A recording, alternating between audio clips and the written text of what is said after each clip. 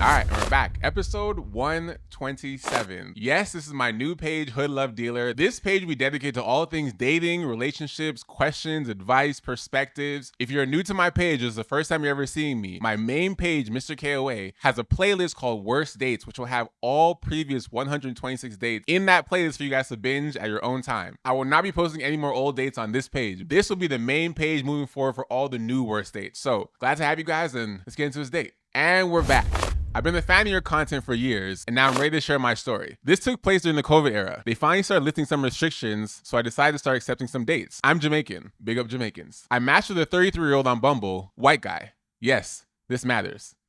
I'm sure it does. After exchanging texts back and forth, he asked if I wanted to meet in person. I accepted and asked where our date will take place. He said Starbucks. Now, I'm not too good for a coffee date. However, this was during COVID time and Starbucks was not allowing customers to sit inside. So I pointed this out, and based on location of the Starbucks, we would have to order, then stand on the sidewalk to chat. So I shut that down.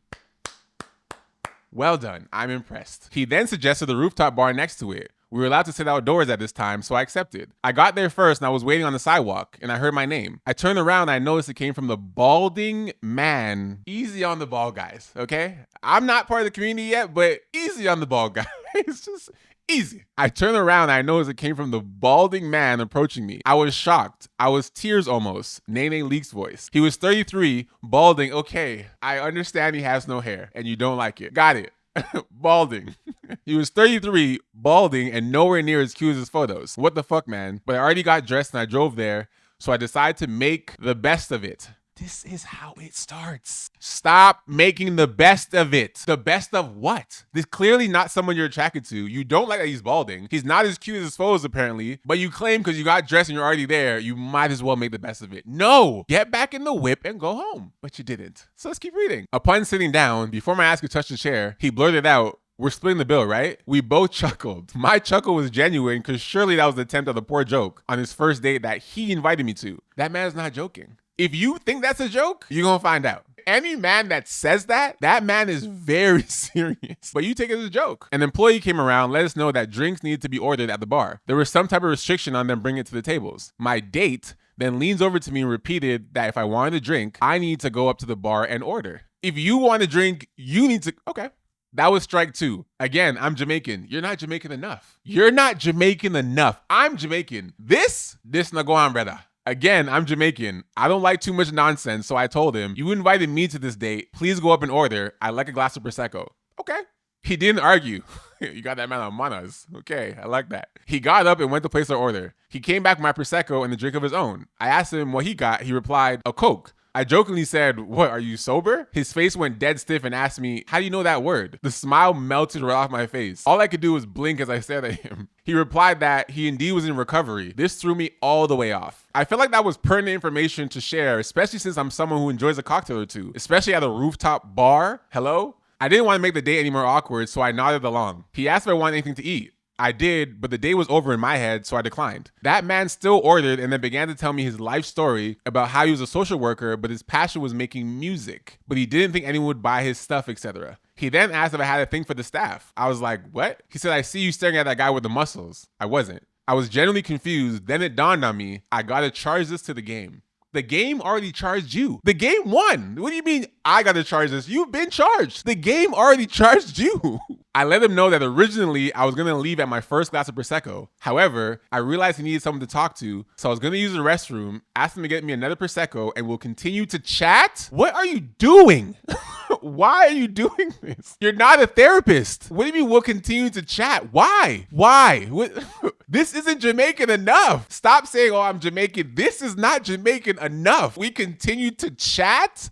Nah. I came back and gave him one of those, you gotta believe in yourself or no one else will speeches. Nah, you ain't Jamaican. The check came, it was less than $70 with tip. He paid and we left. He offered to walk me to my car. I declined, then sprinted to the parking lot. I immediately called my mom to tell her about this foolishness. You're the foolishness. You are the foolishness. Why would you sit there, have him on your lap, basically tell you his life story like a therapist that you're not, and then call your mom and complain about the foolishness? You did this. What? This is foolishness. You are the foolishness. is. As I'm on this rant, who was also in the same parking lot? Him. Then he had the nerve to wave at me. The nerve? You have the nerve. You're his therapist now. Of course he's waving at you. He just paid you $70 to be his therapist. What do you mean he has the nerve to wave at you? He just hired you. You're hired. You're working. I drove home fast as fuck that day. I then checked my notifications. Would you believe that man requested I send him half the check on Venmo? Yes. Yes, I believe it. He said that earlier in the date. You thought he was joking. No, he's dead serious. Give me half. I block him, delete him, and I refuse to go on any first dates without a video chat since then. Years later, I wonder if you put out any music. You're worried about the wrong things. You're wondering about the wrong things. Now listen, let's go back to the top real quick. You mentioned that you're Jamaican and you matched with a 33-year-old white guy and this matters. Why did it matter that he was white? Are you white? Because the way you're acting in this, are you white? Because this is not black Jamaican. If you're white Jamaican,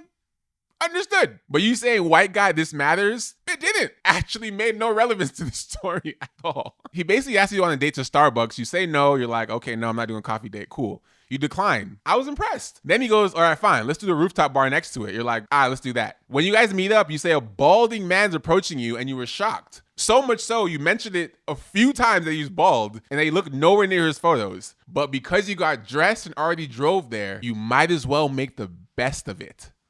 And your version of the best of it is letting this man lay his head on your lap and tell you his life story as a therapist that you're not.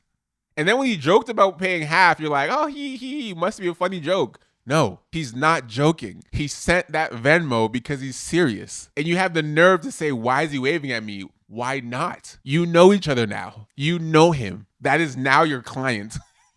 Oh my God. You know what? Good call on not going on dates without a video chat. Great job. I'm glad you at least learned that part. But everything else, let's just make it very clear. We are no longer making the best of anything. Okay?